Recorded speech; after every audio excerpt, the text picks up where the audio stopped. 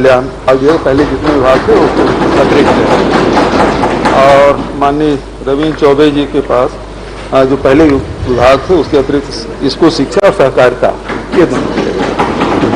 धन्यवाद। प्रश्नकाल अजय चंद्राकर जी। माननीय अध्यक्ष जी महोदय, मैं आपसे कुछ पूछना चाहता हूं, मार्गदर्शन मतलब पिछले विधानसभा सत्र में नहीं, आप मुझसे कैसे पूछ सकते हैं, मंत्रियों से पूछिए। ये क्या है कि विधानसभा से जुड़ा विषय एक, पिछले सत्र में सरकार ने कहा था कि हम CMIE के आंकड़े को स्वीकार नहीं करते। मैंने पूछा था कि 2 करोड़ का विज्ञापन आपने कैसे दे दिया, तो बोले बहुत दे दिया, तो दे दिया, हमने नहीं दिया, जनसंपर्क ने दिया है। अब जब उसकी मान्यता नहीं है तो विधानसभा के उत्तर में उसको कैसे लगाया गया है, इसमें पहले सरकार स्पष्टीकरण दे दे तो फिर मैं आगे का प्रश्न पूछूं, और या नहीं तो आप कहें तो, क्योंकि विधानसभा के अंदर ही आया है यह विषय कि जो मान्यता प्राप्त नहीं हो उस आंकड़े पर कैसे हम बहस करेंगे यहां और कैसे जानकारी लेंगे। उमेश पटेल जी। माननीय अध्यक्ष महोदय, 2 संस्थाएं हैं जो बेरोजगारी आंकड़े प्रस्तुत करती है, और माननीय सदस्य जी का जो प्रश्न है वो बेरोजगारी दर को लेकर प्रश्न है, और दोनों संस्थाओं का हमने आंकड़ा वहां पे दे दिया है।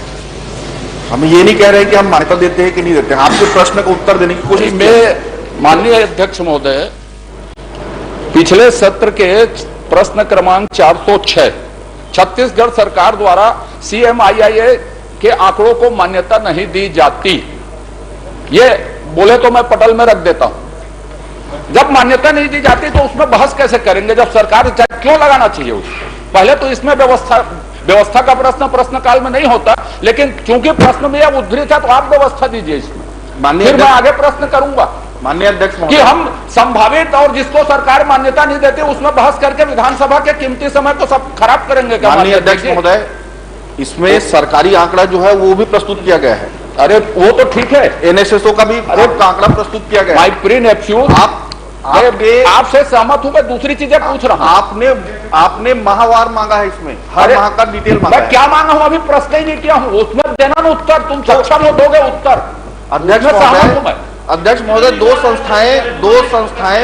दो संस्थाएं बेरोजगारी दर प्रस्तुत करती है। सर मैं बिल्कुल दूसरी बात पूछ रहा हूं, अभी मैं माननीय मंत्री जी की एफिशिएंसी पर, योग्यता पर, क्षमता पर कोई प्रश्न ही नहीं उठा रहा। अरे तो सुनिए तो उसको, जो मैं बोल रहा हूं, मैं अध्यक्ष जी को बता रहा हूं। अरे सरकार अध्यक्ष जी का कुछ आने दो, मैं अध्यक्ष जी से मुखातिब हूं। माननीय अध्यक्ष महोदय, 2 संस्थाएं हैं जो बेरोजगारी दर प्रस्तुत करती है या पब्लिश करती है। हमने दोनों संस्थाओं का डिटेल दिया है, हमने कुछ छुपाने की कोशिश नहीं की है, और मान्यता देना नहीं देना अलग विषय है, लेकिन जो प्रश्न उन्होंने पूछा है उसके चलिए आप सरकारी आंकड़ों पर पूछिए ना। सुनिए ना साहब, आप क्यों मानना है विधानसभा की? चलिए बोलिए। माननीय अध्यक्ष महोदय, आज 19 जुलाई है और डॉक्टर खूबचंद बघेल की जयंती है जी, और इस अवसर पर उन्हें नमन करते हैं, क्योंकि उन्होंने ही पहली बार छत्तीसगढ़ राज्य की स्थापना की मांग की थी, तो उन्हें विनम्र श्रद्धांजलि। एक मिनट साहब, मांग किसी ने कही होगी, छत्तीसगढ़ शब्द सबसे पहले कोदूराम दलित के काव्य में आया है। छत्तीसगढ़ की मांग धारणा उस समय चलिए हो गया ना, लेकिन आज की जयंती इसलिए स्मरण कर दे। चलिए हम सब लोग तकलीफ है आपको, ठीक है, ठीक, प्रश्न तकलीफ नहीं है, प्रश्न काल में हुआ इसलिए खूबचंद जयंती पर, खूबचंद जयंती जी के अवसर पर पूरा सदन उन्हें नमन करता है। मैं सदन की ओर से प्रणाम करता हूं। माननीय अध्यक्ष महोदय, इस छत्तीसगढ़ के स्वप्न दृष्टा निश्चित रूप से खूबचंद बघेल जी थे, हम उनको नमन करते हैं, उनके श्री चरणों को प्रणाम करते हैं। लेकिन माननीय अध्यक्ष महोदय, खूबचंद बघेल जी के उन सपनों को अगर किसी ने साकार किया है तो अटल बिहारी वाजपेयी ने किया था। माननीय अध्यक्ष महोदय, आपने नहीं पुकारा तो भी मैं खड़ा हो गया, मान लो खड़े हो जाइए, और सदस्य मान लो प्रसन्नता व्यक्त करेंगे तो सरकारी आंकड़ों को सरकारी आंकड़ों में ध्यान क्या में है रखते हुए उस पर प्रश्न मैंने आप सरकार को कोई निर्देश नहीं देंगे अधिकारी मैं दे दूंगा ना, मुझे देना होगा। अभी 3 दिन में कितना माननीय निर्देश अध्यक्ष महोदय, प्राइवेट आंकड़ा हो या सरकारी आंकड़ा हो, मैं दोनों में बहस करूंगा। जब विधानसभा के पटल में आ गए, मैं तो अपनी जानकारी बढ़ाने के लिए पूछ रहा था। ठीक है। आप माननीय मंत्री महोदय ये बताने का कष्ट करें, ये पंजीकृत बेरोजगार के को चयन करने की प्रक्रिया क्या है? माननीय अध्यक्ष महोदय, पंजीकृत जो बेरोजगार हमारा रोजगार कार्यालय है, वहां जो बेरोजगार है अध्यक्ष महोदय, उसके लिए कोई रोक टोक नहीं है। वो आता है, अपना रजिस्ट्रेशन कराता है। इसके लिए कोई प्रक्रिया चयन करने की कोई प्रक्रिया नहीं है। जो भी आता है अपना रजिस्ट्रेशन कराता है, 3 साल के लिए उसका पंजीयन जीवित रहता है। माननीय अध्यक्ष महोदय, मैंने कहा आपने उत्तर दिया है रोजगार हेतु पंजीकरण जो करवाते हैं उसकी प्रक्रिया क्या है? बेरोजगार का पंजीयन नहीं करते, अपितु रोजगार चाहने वालों का पंजीयन करते हैं। तो रोजगार चाहने वालों का चयन करने का मापदंड क्या है?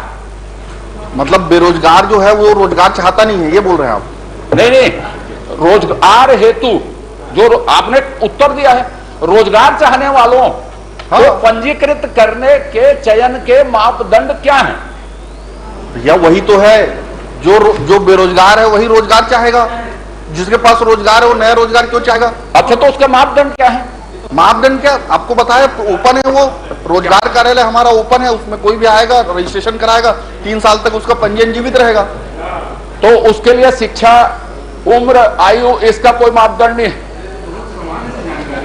आप देखिए, पास होगा उसका होगा।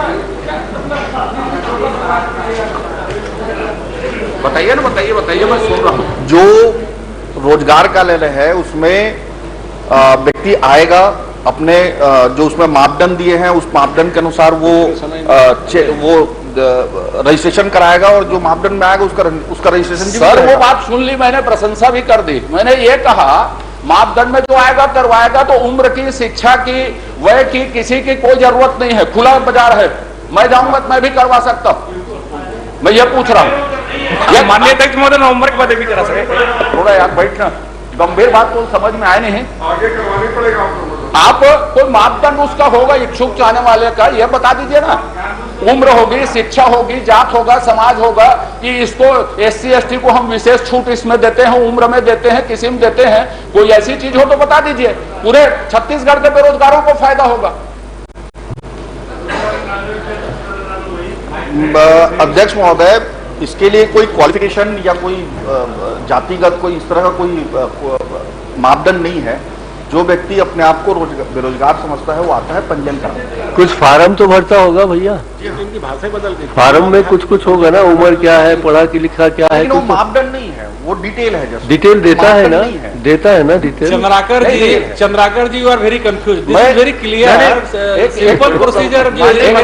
Any person is matric pass, यही रजिस्टर्ड टू रोजगार का। अब आप कहेंगे मुझे आगे कि हुल्लड़ मत करिए करके, हम लोगों बोलते हैं तो हुल्लड़ शब्द इस्तेमाल हो जाता है। मैंने हुल्लड़ शब्द नहीं कहा, अब इधर से हो जाता है। मैं आपको यह कह रहा हूं कि वो मापदंड नहीं जो शब्दावली इस्तेमाल कर ले। उम्र, शिक्षा, समाज, इसका कोई मापदंड है? और यदि नहीं है तो क्या मैं अपना पंजीयन जाके करवा सकता हूं क्या? माननीय अध्यक्ष जी, जब ले हमारे सरकार माननीय अध्यक्ष नवंबर के बाद करना पड़ेगा मंत्री। एक्सपायरी लोगों का कहीं रजिस्ट्रेशन नहीं होता है रोजगार कार्यालय में। एक्सपायरी। माननीय अध्यक्ष महोदय, मैंने कहा कोई मापदंड नहीं है जो अपने आप को बेरोजगार। नहीं, उनने सीधा प्रश्न पूछा है, क्या माननीय चंद्राकर जी रोजगार दफ्तर में जाके अपना पंजीयन करा सकते हैं? आपका उत्तर सीधा है, नहीं तो नहीं। अध्यक्ष महोदय, लेकिन नवंबर के बाद इनको निर्देशित किया जाए, नवंबर के पहले पंजीयन न कराएं।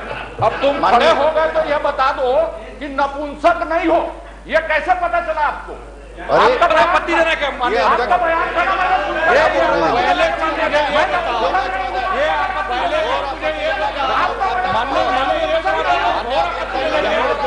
सदन के अंदर में माननीय अध्यक्ष महोदय, माननीय अध्यक्ष महोदय, चलिए चलिए अरे बैठिए बैठिए माननीय अध्यक्ष महोदय, आपत्तिजनक है सब। माननीय अध्यक्ष महोदय, अरे माननीय अध्यक्ष महोदय, ये बेहुदा कहते माननीय अध्यक्ष महोदय, प्रश्न सही, ये बेहुदा कहते कितने सीनियर सदन में एक सीनियर सदस्य के बारे में ऐसा बोल रहे माननीय अध्यक्ष महोदय। माननीय अध्यक्ष महोदय, ये माफी मांगने चाहिए माननीय अध्यक्ष महोदय, माननीय अध्यक्ष। चलिए आप बैठिए प्लीज। माननीय अध्यक्ष महोदय, माननीय अध्यक्ष महोदय को माफी मांगने के लिए बोलिए माननीय अध्यक्ष क्या महोदय। चलिए सीधा सीधा प्रश्न करिए। उसको निलंबित करिए माननीय चलिए सीधा प्रश्न कर रहे हैं, आप बैठिए। अध्यक्ष महोदय, सदन में इस तरह के शब्दों का इस्तेमाल बंद करें। माननीय अध्यक्ष महोदय, ये सदन में बोलने का शब्द नहीं होता है।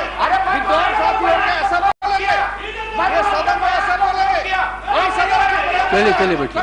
सदन के यही परंपरा है, सदन के यही परंपरा है, यही सब बोलने की परंपरा है, ये सदन में बोलने की यही परंपरा है, ये सदन में बोलने की यही परंपरा है। अध्यक्ष महोदय, अपमान करने प्रश्नकाल का सदुपयोग करिए। माननीय अध्यक्ष महोदय, चलिए माननीय अध्यक्ष बैठ जाओ भैया, डॉक्टर साहब बैठ जाइए, बैठ जाइए, ये नपुंसक सब सदन में बोलना उचित है सदन इसको में? आप बैठिए। माननीय अध्यक्ष महोदय, बैठिए आप बैठिए। सदन में निकाल के देखिए, माननीय अध्यक्ष महोदय, नपुंसक बोलता है। देखिए मैं नपुंसक, नपुंसक दिख रहा है इसके सामने। एक मिनट माननीय अध्यक्ष महोदय, नपुंसक दिख रहा है इसके सामने। इसके बाद माननीय सदस्य से माफी मांगने के लिए बोले माननीय अध्यक्ष महोदय। माननीय अध्यक्ष महोदय, मेरी बात सुन लीजिए, मेरी बात सुन लीजिए। बैठिए आप, बैठिए बैठिए, मैं खड़ा हूँ, बैठिए। अरे मैं खड़ा हूँ, बैठ जाइए।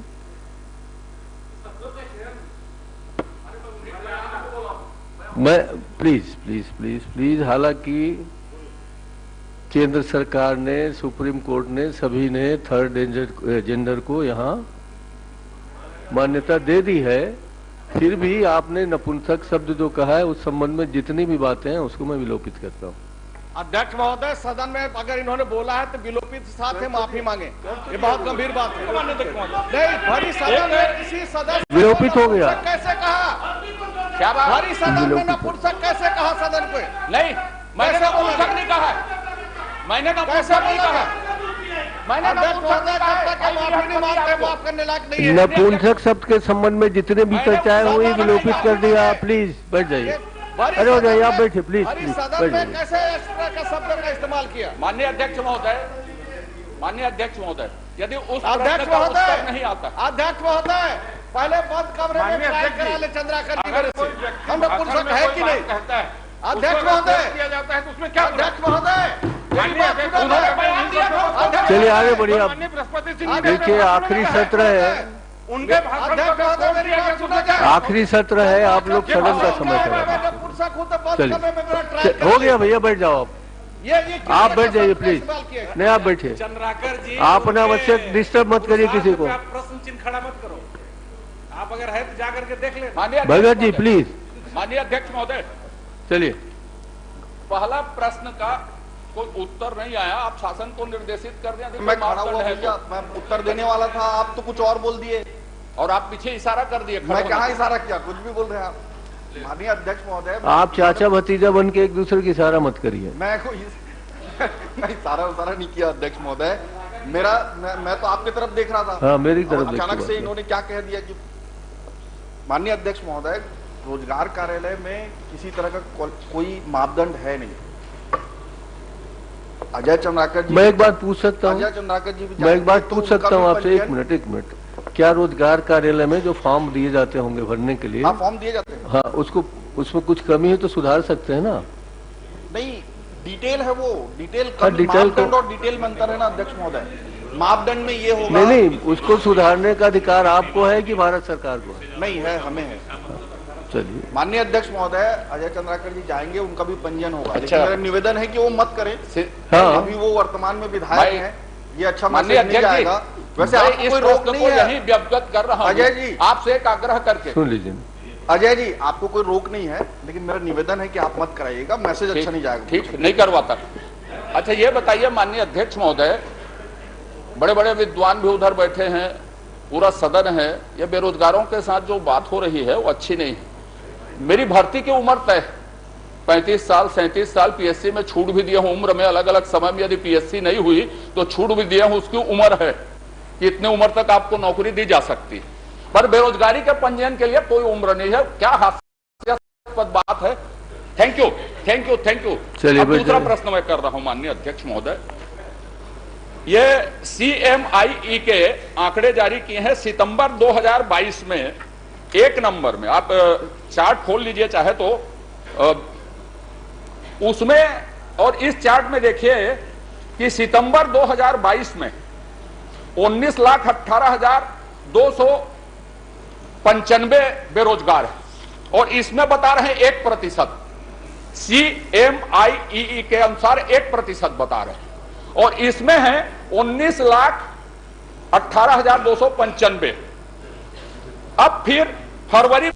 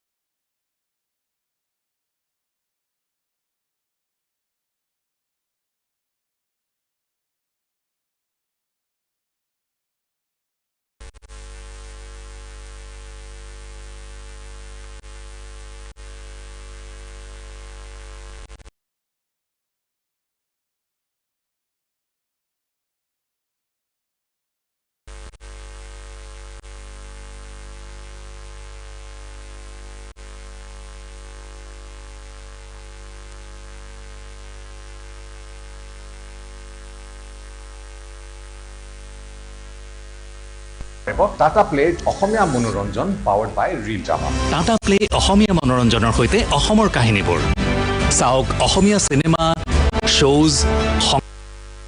ई ने जो आंकड़ा प्रस्तुत किया है उसके हिसाब से हम न्यूनतम बेरोजगारी दर पे हैं और NSSO जो केंद्र सरकार का जो संस्था है उसने भी जो बेरोजगारी आंकड़ा है इन अ वे CMIE से मेल खाता है। तो क्या वो ये कहना चाह रहे हैं कि जो केंद्र सरकार ने जो सरकारी आंकड़ा प्रस्तुत किया है वो गलत है? अगर वो ये इस बात को मानते हैं तो फिर आगे डिस्कशन करते हैं इस पे। मैं तो माननीय अध्यक्ष महोदय एक लाइन और एक लाइन, सिर्फ 2 आंकड़े आपने दिए। क्या 19 लाख समथिंग जो दिया है वो 1% होता है? 18 लाख समथिंग दिया है वो 8% होता है? आप किसको स्वीकार करते हैं, किसको मापदंड देते हैं और आपने जिस आधार पर इसको लगाया है वो आधार बताइए, उसकी स्वीकारोक्ति बताइए। आप इधर उधर के उत्तर मत दीजिए। इसीलिए मैंने पहले माननीय अध्यक्ष महोदय, आधार किस आधार पर आप मानते? माननीय अध्यक्ष, माननीय अध्यक्ष का विज्ञापन दे दिए 1% और 8% में। आपका आंकड़ा बोलता है 18 लाख 19 लाख, वो कितना प्रतिशत? क्यों छत्तीसगढ़ के बेरोजगारों को पैसा कर? माननीय अध्यक्ष महोदय, रोजगार कार्यालय का पंजीयन आप कंपेयर नहीं कर सकते किसी बेरोजगारी दर के निकालने वाले मेथोडोलॉजी से। सीएमआई का अपना मेथोलॉजी है, एनएसएसओ का, एक सेकंड पूरा बात सुनिए, पूरा बात सुनिए। एनएसएसओ का अपना मेथोलॉजी है, वो अपने मेथोलॉजी से निकालता है। रोजगार कार्यालय में जो पंजीयन होता है उसमें कोई रोक टोक नहीं है अध्यक्ष महोदय, उसकी सीमा है 3 साल तक वो पंजीयन जीवित रहता है। तो इन अ वे आप इसको कंपेयर करेंगे तो आपको हमेशा अलग लगेगा, कंपेयर कर ही नहीं सकते इसको। अच्छा माननीय अध्यक्ष महोदय, मेरा लास्ट प्रश्न, आप इसको बहुत अच्छे से जानते हैं, मेरा लास्ट आप खुद इस विषय को बहुत मैं अच्छे से इससे जानते हैं, सहमत हूं, लेकिन आप मेरा आखिरी प्रश्न और आपके विवेक पर छोड़ते हुए आखिरी प्रश्न, एक तो प्राइवेट को वाहवाही अपनी पीठ थपथपाने के लिए यहां लगाए क्या, जिसको स्वीकार कर चुके थे कि हम इसको मान्यता नहीं देते, इसलिए इसमें लगाए, फिर उसमें आप निर्णय लीजिए माननीय अध्यक्ष महोदय, सादर अनुरोध है आपसे। धन्यवाद। और दूसरी बात, आखिरी प्रश्न कर रहा हूं, अनुमति आपसे, ये नहीं था। वो तो बात नहीं।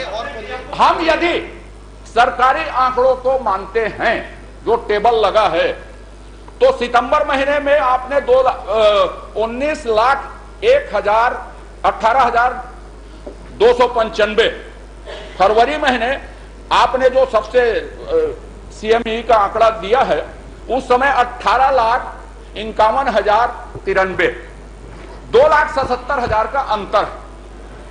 मैं सरकारी आंकड़े पर ही बात कर रहा हूं। तो 2,77,000 लोगों को, मैंने शिवरतन के एक प्रश्न का भी उदाहरण दिया भी आपको, 2,77,000 लोगों में कितने लोगों को आपने नौकरी में नियोजित किया या कितने लोगों को किस तरह के रोजगार में नियोजित किया, अंतर सरकारी आंकड़ों में है, ये पूछ रहा हूं मैं आपसे। माननीय अध्यक्ष महोदय, अजय चंद्राकर जी जानबूझ के घुमा के प्रश्न पूछ रहे हैं, कितने बार उत्तर दूं आपको। रोजगार कार्यालय में जो पंजीयन होता है वो 3 साल तक जीवित रहता है अध्यक्ष महोदय, 3 साल के बाद वो अपने आप हट जाते हैं, इसको आप बहुत अच्छे से जानते हैं।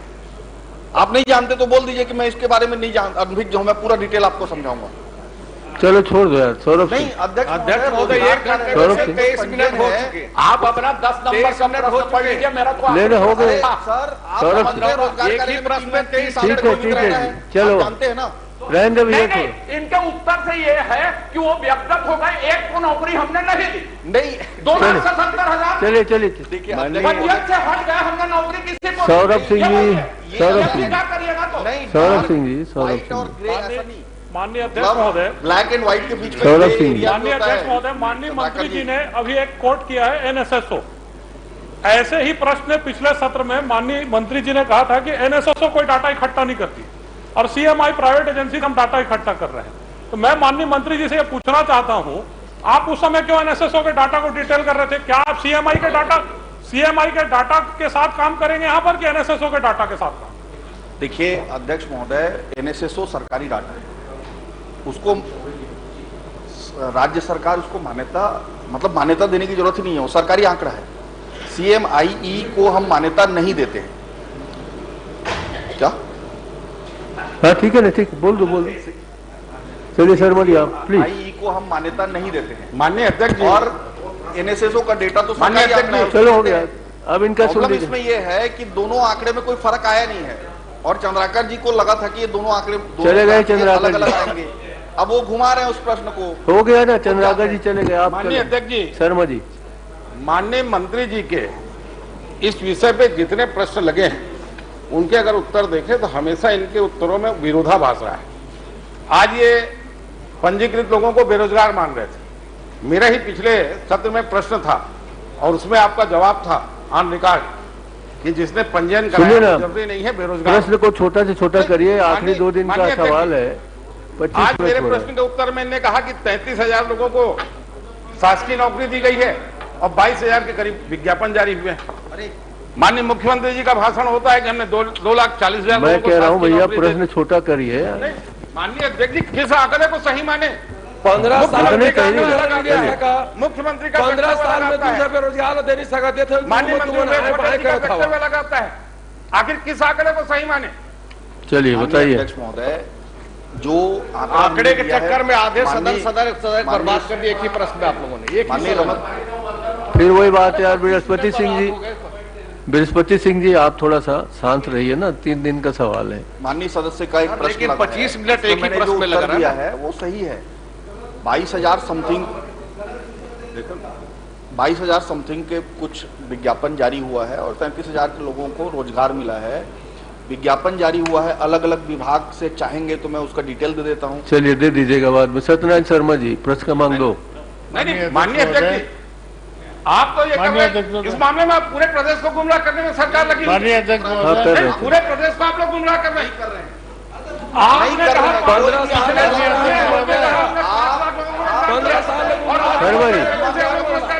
शर्मा जी प्लीज। छत्तीसगढ़ के बेरोजगारों के भविष्य के साथ आप ठीक है ना, आगे आप उत्तर गलत देता है। आइए। नहीं माननीय अध्यक्ष जी, पूरी तरह से उत्तर गलत है। सरकार इसमें निष्पक्ष नहीं है, सरकार घुमाने वाली बात कर रही है। शर्मा नहीं, बिल्कुल नौकरी देने वाला क्या हुआ? अरे श्रीमान जी, आप लोग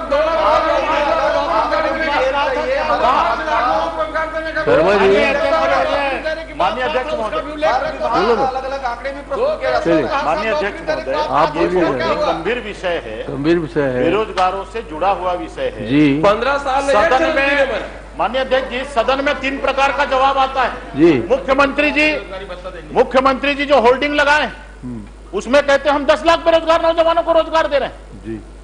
आखिर में पंजीकृत बेरोजगार कितने हैं और इनका बेरोजगारी का जो मापदंड है रोज बदलते हैं।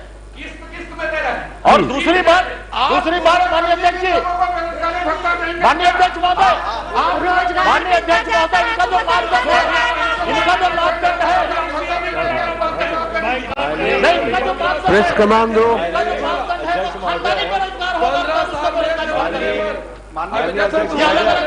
केवल विरोध करने के लिए विवेक करना उचित नहीं है। प्रश्न क्रमांक 2। 15 साल तक इन्होंने एक भी रोजगार नहीं दिए और आज आप बात कर रहे हैं। माननीय अध्यक्ष महोदय, प्रश्न क्रमांक 2। माननीय अध्यक्ष, प्रश्न क्रमांक 2।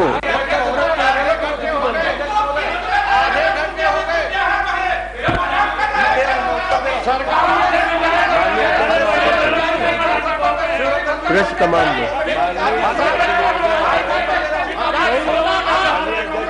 प्रश्न क्रमांक 2 महाराज।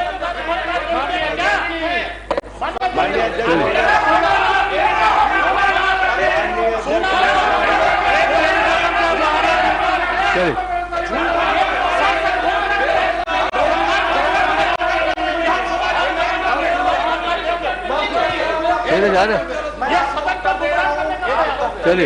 चलिए हो गया।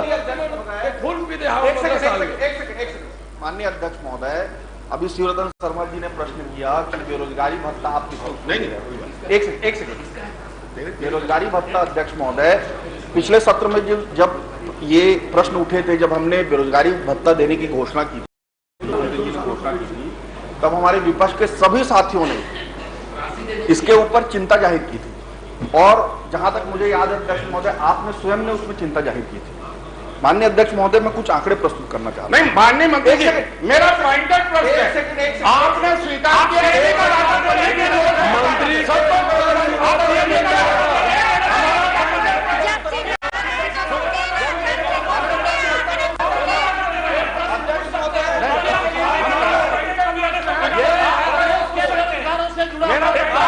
उत्तर आ रहा है, उत्तर आ रहा है। माननीय मंत्री जी आता है 16 लाख लोगों को अरे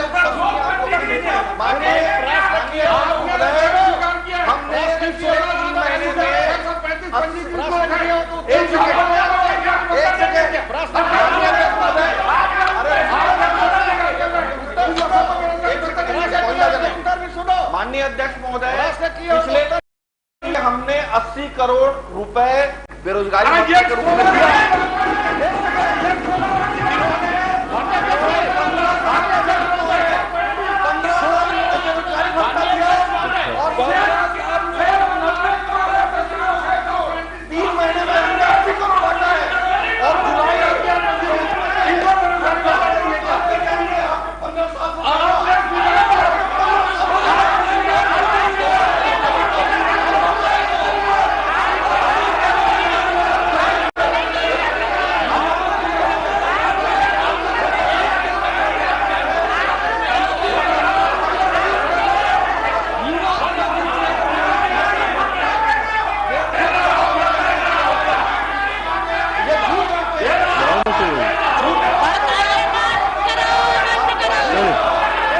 चलिए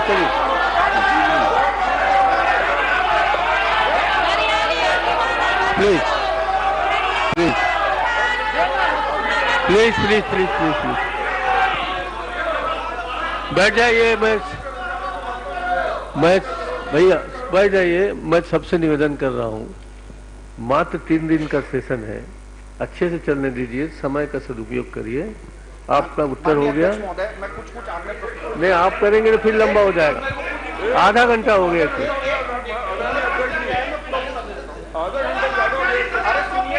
माननीय अध्यक्ष महोदय, मंत्री जी खाली हारे में उत्तर दें कि आपने स्वीकार किया है कि 16,40,635 लोग पंजीकृत बेरोजगार हैं, इनको बेरोजगारी भत्ता देंगे क्या? मेरा पॉइंटेड प्रश्न पॉइंटेड उत्तर दे दीजिए। मैं उत्तर आप दूंगा। हारे का उत्तर दीजिए। मैं उत्तर पूरा दूंगा। आपको पूरा सुनना पड़ेगा। जहाँ पे इनको लगता है ना अध्यक्ष महोदय पोल खुलेगी, ये भड़क जाते हैं। इनकी 15 साल में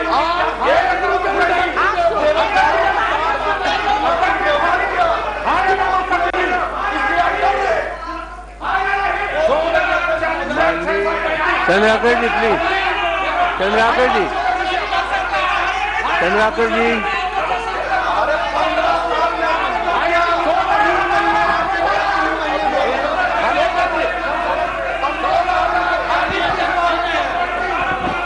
चलिए बच्चे, चलिए प्लीज। शर्मा जी ऐसा मत करिए।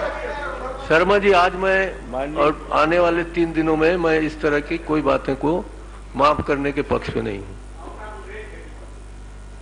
आप लोग शांति से सदन चलने दीजिए, व्यवस्थित ढंग से चलने दीजिए। आपका उत्तर खत्म हो गया। आप विद्वान मंत्री हैं, आप बैठ जाइए। विद्वान सदस्य बढ़ गया है, प्रश्न मांग दो प्लीज। बस चलिए, मैं आपको भी माननीय अध्यक्ष महोदय, प्रेस का मांग दो। माननीय अध्यक्ष जी, माननीय अध्यक्ष, माननीय मंत्री जी, माननीय मंत्री जी, माननीय मंत्री जी, माननीय मंत्री जी, 16,40,000 लोगों को रोजगार बेरोजगारी भत्ता देंगे क्या? मैंने अनुमति दी। बेरोजगारी भत्ता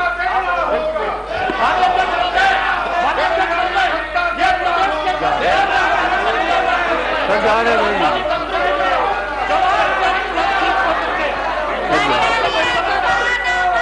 चलिए प्रेस का मांग दो। चलिए महाराज, प्रेस का मांग दो, प्रेस का मांग दो प्लीज। चलिए आप चलिए। माननीय मंत्री जी ने मेरे प्रश्न का समाधान कारक उत्तर दे दिया है। माननीय अध्यक्ष महोदय, मेरे यहाँ महाविद्यालय 2 महाविद्यालय खोल दिए हैं। माननीय मुख्यमंत्री जी को, माननीय मंत्री जी को मैं बधाई देता हूँ। बहुत बहुत धन्यवाद। कुलदीप जुनेजा जी। माननीय अध्यक्ष महोदय, मेरा प्रश्न का उत्तर आदरणीय मंत्री जी ने दिया है। विश्वविद्यालय परीक्षा लेने एवं परीक्षा परिणाम घोषित करने के लिए पूर्णतः ऑटोनॉमस है, अतः शासन से कोई हस्तक्षेप अपेक्षित नहीं है। मेरा मंत्री से एक प्रश्न है, माननीय मंत्री जी, ऑटोनॉमस विश्वविद्यालय की समीक्षा शासन स्तर से नहीं की जा सकती है क्या? किस नियम के तहत है ये?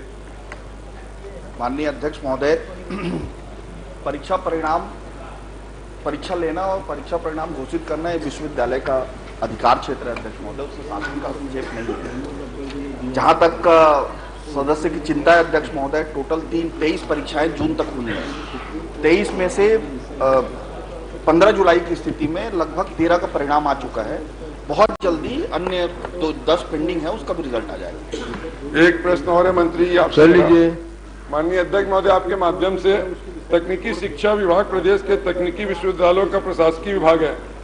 इस नाते विश्वविद्यालय के कार्यों की मॉनिटरिंग करने में क्या कठिनाई है और किस नियम के तहत बताने की कृपा करेंगे? माननीय अध्यक्ष महोदय, मॉनिटरिंग करने में किसी तरह की कोई परेशानी नहीं है अध्यक्ष महोदय। हमने जो परीक्षा परिणाम है, परीक्षा जो लिए गए हैं वो अभी जून में खत्म हुए अध्यक्ष महोदय, और ये जुलाई चल रहा है। बहुत जल्दी सारे परिणाम निकाल दिए जाएंगे। आप संतुष्ट हैं? चलिए। रणकी राम जी कंवर, पहली बार मौका मिला है, आप भी मत छोड़िए। है बहुत बढ़िया। डॉक्टर विनय जायसवाल। माननीय अध्यक्ष महोदय, मैंने माननीय स्वास्थ्य मंत्री जी से प्रश्न किया था, उसका उत्तर आ गया। केवल एक निवेदन है माननीय मंत्री जी से कि बहुत सारे जो काम हैं वो अपूर्ण है, और कई सारे काम शुरू नहीं हुए हैं, तो एक बार निर्देश दे देंगे कि वो चालू करें, जल्द से जल्द चालू करा। संतुष्ट? प्रश्न क्रमांक 6 नारायण चंदेल।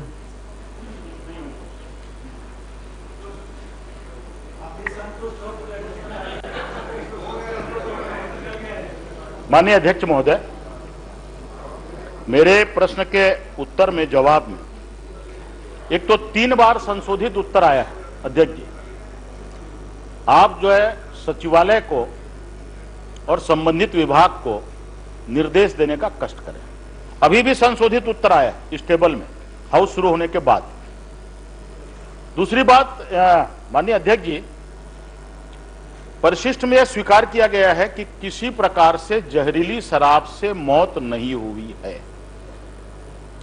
अध्यक्ष जी, आपका भी जिला वही है, मेरा भी जिला वही है। पिछले 15 मई को मेरे निर्वाचन क्षेत्र के नवागढ़ विकासखंड के ग्राम रोगदा में जहरीली शराब पीने से 3 लोगों की मौत हुई। 3 लोगों की मौत हुई है जहरीली शराब पीने से। मेरे पास नाम है उसके। और शासन इस प्रकार से गलत उत्तर देती है, सदन को गुमराह करती है।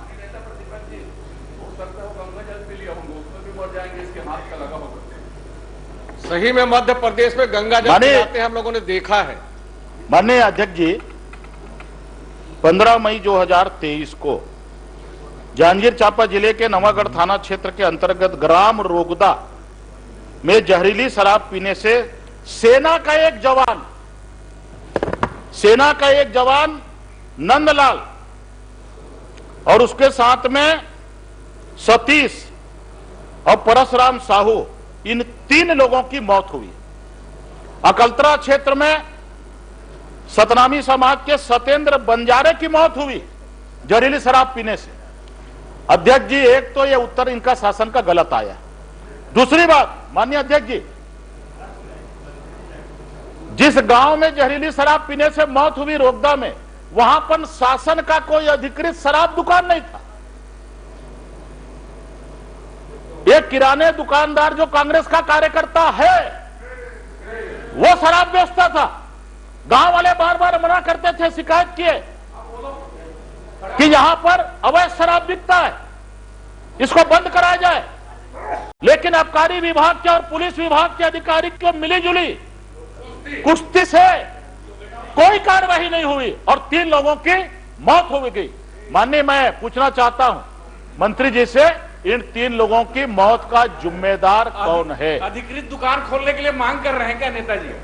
इन 3 लोगों की मौत का जिम्मेदार कौन है और जिम्मेदार लोगों के खिलाफ में अब तक क्या क्या कार्रवाई की गई है?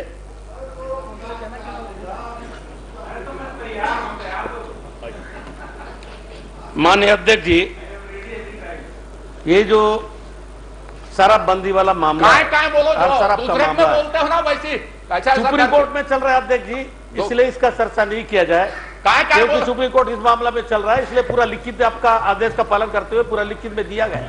नहीं, मैं देखिए सुप्रीम, एक मिनट प्लीज, सुप्रीम कोर्ट में जो मामला चल रहा है वो अलग है। जो सुप्रीम कोर्ट में चल रहा है उसको छोड़ दीजिए। यहाँ शराब पीने से, जहरीली शराब से मौत हुई कि नहीं, इस पर सुप्रीम कोर्ट विचार नहीं कर रहा है। आप जवाब दीजिए कि क्या इन्होंने जो आरोप लगाए हैं सही है या गलत है? माननीय अध्यक्ष महोदय, फिर एक बार उनको आपने खड़ा करा दिया। प्लीज प्लीज, एक बार आपने उनको खड़ा करा दिया, दोबारा उनको क्यों? या तो आप शुरू से अकबर साहब को खड़ा करवाते। नहीं, माननीय अध्यक्ष, देखिए यहाँ मिली-जुली मंत्रिमंडल, प्लीज शुरू से अकबर साहब को खड़ा करवाना था। आपको आधा प्रश्न में खड़ा करवाना उचित नहीं है। माननीय, देखिए मैं कितने गंभीर सवाल को गंभीर ढंग से बोल रहा हूँ। मंत्री जी जवाब दे रहे हैं, आपका स्वागत, मंत्रिमंडल की संयुक्त जवाबदारी है। मंत्री जी जवाब दे रहे हैं, एक बार खड़े हो चुके हैं, इसलिए आधा प्रश्न में खड़े नहीं होना चाहिए। चल नहीं होना चाहिए जी। ये शायद पूरे देश में संसदीय परंपराओं के विरुद्ध होगा कि एक प्रश्न का जवाब अलग अलग विभाग के 2 मंत्री दे। आपके कहने पर हम लोग इस बात के लिए तैयार हो गए कि उनकी जगह अकबर जी जवाब दे, परंतु जब पहले आबकारी मंत्री खड़े हो गए तो उन्हीं के द्वारा पूरा जवाब आए तो ज्यादा औचित्यपूर्ण होगा। नहीं, उन्होंने सोचा है कि वो कोई ये जो शराब का मामला है, उसमें कोई अभी स्थगन आया है, उतना करके वो शांत हो गए होंगे, बाकी इनको पता होगा। आपसे सहमत हैं माननीय अध्यक्ष जी, शुरू से वो जवाब देते हैं। चलिए प्लीज बैठे ना, प्लीज समझ लीजिए। दूसरे में तो बहुत खड़े होता है माननीय अध्यक्ष महोदय, आप बदला मत लीजिए ना, खुद में खड़ा होना चाहिए। आप बदला मत लीजिए, दूसरे में कैसे पूछते रहते हैं, बदला मत लीजिए, आप खड़े होने दीजिए। चलिए नहीं, हम आपके आदेश को सिरोधार्य करते हैं, परंतु आप थोड़ा सा मैं भी तो परंपराएं ना टूटे, नियम ना टूटे, इस बात की चिंता करें तो हमारे जी ज्यादा उचित कर रहे हैं, जैसा कर रहे हैं वैसा कर रहे हैं। अध्यक्ष जी, माननीय अध्यक्ष महोदय, मैं जो बोला था सुप्रीम कोर्ट में चल रहा है, उस मामला के लिए क्वेश्चन के लिए माना किए, आपको बधाई देता हूं। ये शराब वाला मामला है, इस जारी जरा पी के नहीं मरा है, दवाई पी के मरा है। अच्छा। जो लेख कर रहा है ना, जर का के मरा है। अच्छा, और वो जो आपने जांच करा लिया? वो डॉक्टर पोस्टमार्टम हो गया अध्यक्ष, डॉक्टर की रिपोर्ट आ गई, वो जार का के मरा है, दवा का पी के नहीं मरा है जी। जो किराना दुकान जो चला रहा था, थोड़ा वो बिक रहा था, वो उसके ऊपर कार्रवाई हो गया। अच्छा। माननीय अध्यक्ष जी, दो तरह के उत्तर आ रहे हैं। ये घोर आपत्तिजनक है इस प्रकार का, ये समाचार पत्रों की कटिंग है माननीय अध्यक्ष जी, ये समाचार पत्रों की कटिंग नहीं है माननीय अध्यक्ष महोदय। माननीय अध्यक्ष महोदय, इसमें तो मूल प्रश्न ही गायब हो जाएगा, मूल प्रश्न ही गायब हो जाएगा। मैंने आपको बताया कि जहरीली शराब पीने से मौत हुई, वहां का एक कांग्रेस का कार्यकर्ता वहां पर शराब बेच रहा था, ग्राम रोकदाव में गांव वालों ने शिकायत की थी कि यहां पर नकली शराब बेचा जाता है, किसी दिन भी ऐसी कोई घटना हो सकती है, लेकिन अखबारी विभाग ने और पुलिस विभाग ने कोई कार्रवाई नहीं की, और वो जहरीली शराब पीने से मौत हुई है। आप उसको जहर में तब्दील मत करिए, नकली शराब वैसे भी जहर है। क्या गांव के दुकान में जहर बिकता है? और उसकी पोस्टमार्टम रिपोर्ट कब आई है, क्या लिखा है, ये बताइए। क्या पोस्टमार्टम रिपोर्ट? अध्यक्ष जी, पोस्टमार्टम रिपोर्ट में वो जहर दवाई पी के मरा है, ये सच्चाई है। जो कांग्रेसी बोल रहा है ना कार्यकर्ता, वो कांग्रेसी नहीं है, बीजेपी वाला है। लेकिन वो दवा कभी कभी बिक रहा था, उसके ऊपर कार्रवाई हुआ है। चलिए और कुछ नहीं माननीय अध्यक्ष महोदय, ये शराब पीने से, जहरीली शराब पीने से मौत का मामला है। देखिए, आप विद्वान सदस्य हैं, मैंने पूछा कि मेरी बात तो सुनिए।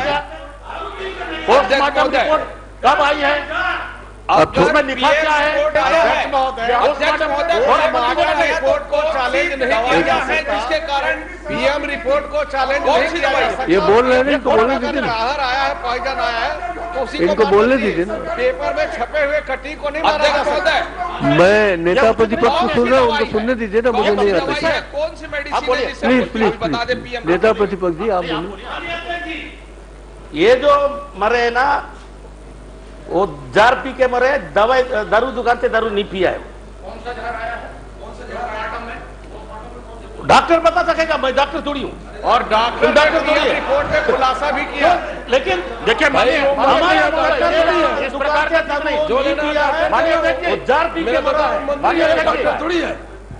माननीय अध्यक्ष, अगर सरकार के पास उत्तर नहीं है तो इसको कल के लिए रखिए। माननीय अध्यक्ष महोदय, ये उचित नहीं है। माननीय अध्यक्ष, ये उचित नहीं है।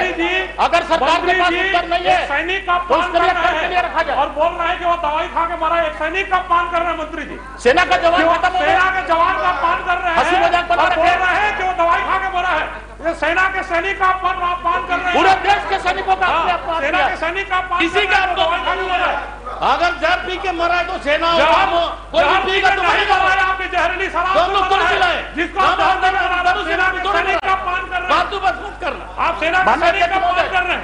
माननीय अध्यक्ष महोदय, कल के लिए रख लिया जाए, अगर सरकार के पास कोई जवाब नहीं है, पूरी जानकारी मंगा ले। रोज बहुत महत्वपूर्ण प्रश्न आ रहे हैं, और आपत्तिजनक बात। शराब को वो जहरीली शराब नहीं मानकर दवाई कहें, नहीं दवाई अलग है। माननीय अध्यक्ष जी, दुकान से दारू नहीं पिया है, ना सरकारी दारू दुकान से पिया है, छत्तीसगढ़ की बदनामी होगी। जार पी के मरा है कि अगर दुकान से दारू नहीं लगाएगा तो उसको दवाई बता देंगे। ये क्या हो रहा है? ये तो मजाक हो रहा है। दवा पीने से सेवा होता है आम आदमी को, वो तो मर जाएगा। ये बताने को तैयार नहीं, मैं डॉक्टर नहीं हूं, ये बताने को तैयार नहीं है। ये छत्तीसगढ़ को शर्मसार करने वाली घटना है। जब शराब की दुकानें सरकार चलाती है तो पूरी सरकार के ऊपर में अपराध दर्ज होना चाहिए, पूरी सरकार के ऊपर में अपराध दर्ज होना चाहिए।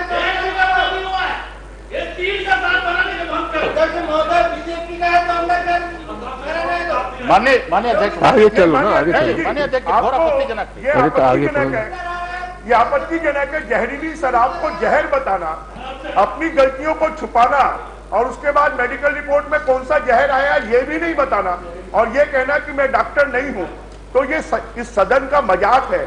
ऐसा मजाक कम से कम सदन में आपके माननीय अध्यक्ष महोदय, माननीय मंत्री जी बैठिए। पिया है वो मर गया। अध्यक्ष महोदय बार बार मंत्री जी बोल रहे हैं कि डॉक्टर ने पीएम किया है। माननीय अध्यक्ष डॉक्टर ने पीएम किया, डॉक्टर ने जहर पाया, सीधा तो प्रश्न जहर है, ही तो लिखेगा ना। मेरा सीधा प्रश्न है, पॉइंटेड प्रश्न है कि पोस्टमार्टम की रिपोर्ट आई है, क्या आई है, तो कब आई है और उस पोस्टमार्टम की रिपोर्ट में क्या लिखा है? और अगर 4 लोगों की मौत जहरीली शराब से हुआ है तो इसके लिए कौन जिम्मेदार है? और जिम्मेदार अधिकारियों के खिलाफ में इस सरकार ने अब तक क्या क्या कार्यवाही की है? मैं सीधा प्रश्न कर रहा हूं। अध्यक्ष जी, कोई जिम्मेदार नहीं है। ना दारू दुकान से लेके पिया है, ना दारू पी के मरा है, वो दवाई पी के मरा है, वो कौन जिम्मेदार होगा? वो खुद जिम्मेदार जो पिया है।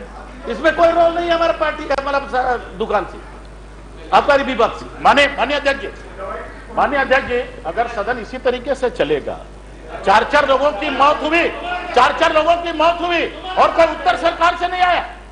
मैं आपसे आग्रह करना चाहता हूं, मैं आपसे आग्रह करना चाहता हूं। लोगों का मरना सामूहिक आत्महत्या है। माननीय अध्यक्ष जी, क्या नहीं सदन की जांच कमेटी से इसकी जांच कराएंगे क्या? आप सरकार को निर्देशित करें। जी 4 लोगों अध्यक्ष जी, इसका जरूरत नहीं है। ना दुकान से दारू पी के नहीं मरा तो 4 लोगों की मृत्यु हो गई और दोषी कोई नहीं है। एक को मार भी लेते, 4 लोग ऐसे मरे। 4 लोगों की मृत्यु हुई और कोई भी दोषी नहीं है, ये कैसे संभव हो सकता है? चलिए बैठिए कैसे संभव हो सकता है? माननीय आप बैठ मैंने आग्रह किया मैं आपसे बैठ तो जाइए कि सदन की जांच कमेटी से इस गंभीर विषय के सदन जांच कराने की आप घोषणा करा दी। देखिए, गंभीर विषय है, मैं भी समझता हूं और इसका पूर्ण उत्तर नहीं आया ये भी समझता हूं। मैं माननीय मंत्री जी से कहूंगा कि इसका पूरा जवाब मंगा के कल सदन में रख दें, ठीक है? प्रश्न क्रमांक 7, प्रश्न क्रमांक 7, प्रश्न क्रमांक 7। माननीय अध्यक्ष जी, प्रश्न क्रमांक 7 प्लीज। मेरे प्रश्न में हाँ जी, माननीय मंत्री जी ने विशेष आबकारी शुल्क और अतिरिक्त आबकारी शुल्क लगाने स्वीकार किया है। और ये विशेष आबकारी शुल्क को तो 23/3 को आपने हटा दिया 2021 में, और अतिरिक्त आबकारी शुल्क गौठान के लिए और शिक्षा एवं स्वास्थ्य के लिए अभी भी लग रहा है। और इसके चलते छत्तीसगढ़ के जो मजरा प्रेमी हैं, शराब प्रेमी हैं, उनको पौवा पीछे 20 रुपए ज्यादा देना पड़ रहा है। 10 रुपए गौठान के नाम पे, 10 रुपए शिक्षा स्वास्थ्य के नाम पे, पौवा में 20 रुपए बढ़ गया। और जब कोरोना का लगा था तो उसमें भी 10 रुपए था, 30 रुपए ज्यादा देना पड़ रहा था। मैं माननीय मंत्री जी से आपके माध्यम से जानना चाहता हूं, ये विशेष आबकारी शुल्क में कुल कितने आबकारी का अतिरिक्त कलेक्शन हुआ और अतिरिक्त आबकारी शुल्क में गौठान और शिक्षा के मामले में कितना कलेक्शन हुआ, शिक्षा और स्वास्थ्य के मामले में। और ये जो राशि संग्रहित हुई, ये राशि को संबंधित विभाग को आबकारी विभाग ने कब भेजा? चलिए भाई, किससे जवाब सुनना चाहेंगे? जिससे आप जिससे दे ज्यादा हम लोग ले रहे हैं गौठान के लिए, शिक्षा के लिए, ये 10 रुपए ज्यादा दे। ठीक नहीं, वो कह रहे हैं कितना पैसा आया, इसकी जानकारी है? मैंने तीनों के लिए कितना पैसा आया वही मैं पूछ रहा विभाग को हूँ, कब दिया गया ये बता दें। आपके प्रश्न को सरल कर रहा हूँ। देश में गैस के, पेट्रोल डीजल के बढ़ा थे, तेकरो का होते भैया जी। 20 सेकंड में 216 करोड़ आया जी। ठीक है, वो कह रहे हैं गया क्या नहीं गया, जिस विभाग के लिए आया था वहां गया कि नहीं, ये भी पूछ रहे वो विभाग को है सर, हम लोग विभाग को दे दिए। नहीं माननीय अध्यक्ष जी, मैंने बहुत पॉइंटेड प्रश्न किया है। ये तीनों मद में कितनी कितनी राशि का कलेक्शन हुआ और कलेक्शन होने के बाद संबंधित विभाग को कितनी कितनी राशि कब कब भेजी गई, बहुत पॉइंटेड प्रश्न है मेरा। बता दो, कल बतवा दीजिए। 2021 में मैं बार बार बोल रहा हूँ 216 करोड़ रुपए गया है।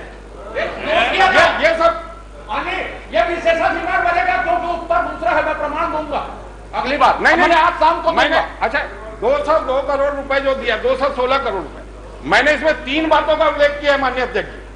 विशेष आबकारी शुल्क, अतिरिक्त आबकारी शुल्क पंचायत एवं ग्रामीण विकास गौठान के लिए और शिक्षा एवं स्वास्थ्य के लिए, ये 3 अलग, एक विशेष लगाया गया और 2 अतिरिक्त लगाया। प्रिविलेज मैंने तीनों का अलग अलग जानकारी मांगी है कि कितना कलेक्शन हुआ और संबंधित विभाग को कब कब भेजा गया। पॉइंटेड प्रश्न है मेरा।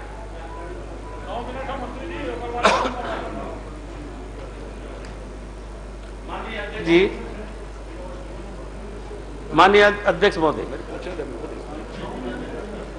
गोटान में पूरा साल का 1059 करोड़ गया है। अरे अध्यक्ष जी, मेरे प्रश्न को माननीय मंत्री जी समझ पा रहे हैं कि नहीं पा रहे हैं?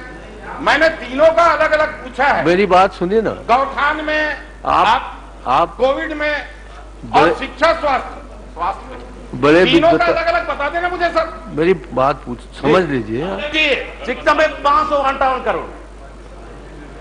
आप बड़े विद्वतापूर्ण प्रश्न कर रहे हैं और घुमा घुमा के भी कर रहे हैं। मैं समझ रहा हूँ, वो सीधा साधा सीधा साधा आदिवासी मंत्री है।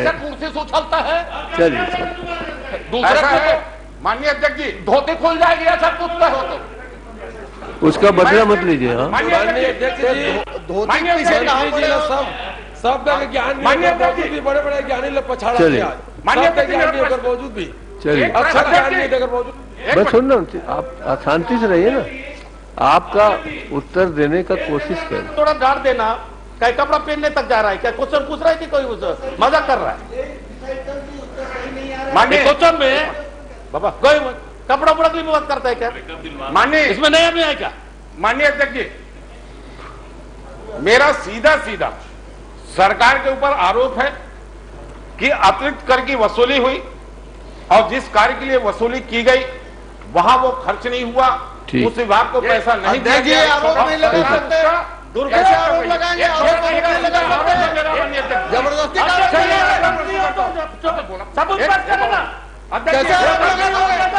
है अध्यक्ष जी, ये जबरदस्ती कैसे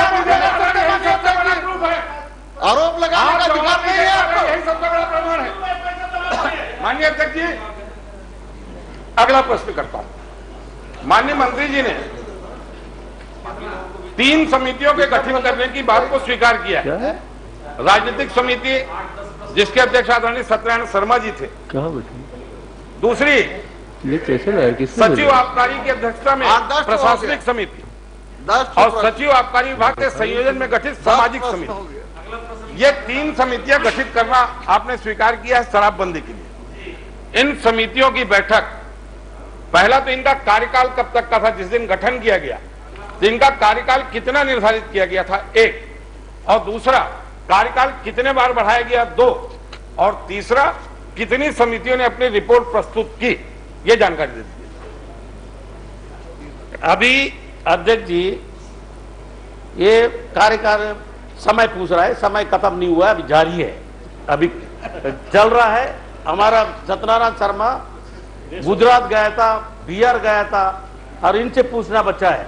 और इन लोग 2 MLA थे, बोलने से अभी तक दिए नहीं है, नहीं तो अभी तक नहीं रखा रहो सर, इनके कारण फंस गए हैं। अध्यक्ष जी, मैंने बहुत पॉइंटेड प्रश्न किया है। जब ये समितियां गठित की गई तो समितियों का कार्यकाल कितना निर्धारित किया गया? अगर निर्धारित समय में रिपोर्ट नहीं आई तो कार्यकाल आपने कितने बार बढ़ाया और कितनी समितियों की रिपोर्ट आ गई? तीनों समितियों में कालखंड तो निर्धारित होता है, कोई भी समिति बनती है, इसमें लिमिट नहीं है, लिमिट नहीं है। जब तक ये कार्य बंद नहीं होगा, रिपोर्ट नहीं आएगा, ये लिमिट नहीं किया गया है। चलते रहेगा नहीं, माननीय जब तक अध्यक्ष बंद नहीं होगा। माननीय अध्यक्ष जी, ये गुमराह कर रहे हैं। शराबबंदी का वादा करने वाले लोग गंगा जल उठा के कसम खाने वाले लोग इस मुद्दे पर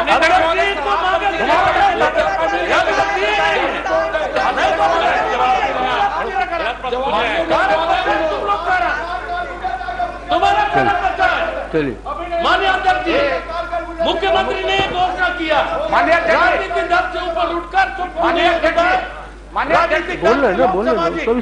अध्यक्ष महोदय, छत्तीसगढ़ का मुख्यमंत्री ने, हमारा मुख्यमंत्री ने दल का नेता ने यह घोषणा किया है कि शराबबंदी के लिए ये राजनीति से ऊपर उठकर राजनीतिक दल के लोग जो नाम देंगे उसको बैठक होगा। ये नाम मांग के तक गए, अभी तक नहीं दिया, इसलिए लफड़ा फंसा है, नहीं तो अभी तक निराकरण हो सकता। माननीय अध्यक्ष, अभी तक नाम देगा तो हो जाएगा।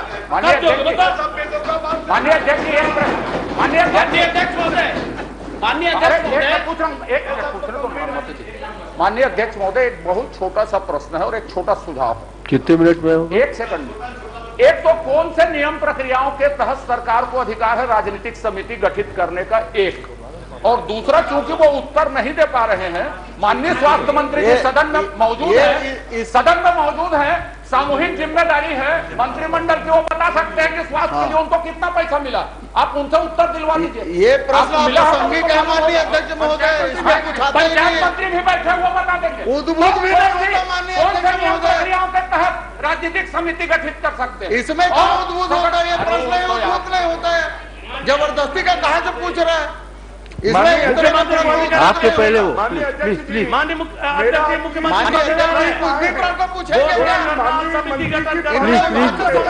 प्लीज बैठिए, तो आप बैठिए, तो बैठिए ना, बैठ जाइए ना, मैं देख रहा हूँ, आप बैठ तो जाइए, आप बैठ माननीय अध्यक्ष जी, जितने प्रश्न आए हैं, हाँ, माननीय मंत्री जी पढ़ के नहीं जवाब दे सकते, तो सबके उत्तर आप पटल पे रखवाने के निर्देश दे दीजिए कि जितने प्रश्न आए हैं उनके लिखित में उत्तर पटल पर रख दे, इसका उत्तर मिल गया तो जानकारी हो जाएगी। अच्छा, कौशिक जी प्लीज बैठिए, तो बैठे, तो पहले कौशिक जी चलिए। माननीय अध्यक्ष महोदय जी, मंत्री जी का ना पहले प्रश्न जवाब है ना अभी जवाब है जी, और ये कथन करना कि आप लोगों ने उसमें किसी का नाम नामांकित नहीं किया जी। मैं ये पूछना चाहता हूं मंत्री जी से, जब इन्होंने घोषणा पत्र जारी किया तो ये भाजपा वाले से पूछ लिए थे कि शराबबंदी हम करना चाहते हैं, तो इसके लिए आप लोग उसमें नामांकन करेंगे? माननीय अध्यक्ष महोदय, मैं पूछना चाहता हूँ, आप जब घोषणा पत्र जारी किए, शांति से रहो यार, उधर जब आप उधर देखिए, आप उधर देखिए, उत्तर कोई दे नहीं पा रहे, मना नहीं करना चाहिए, जनता से माफी मांगना चाहिए।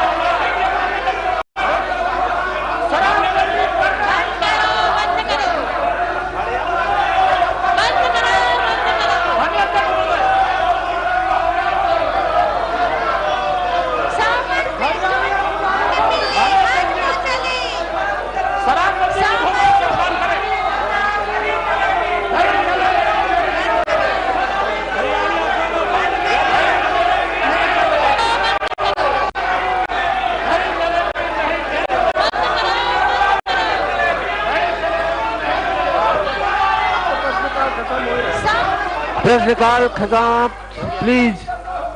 प्रश्न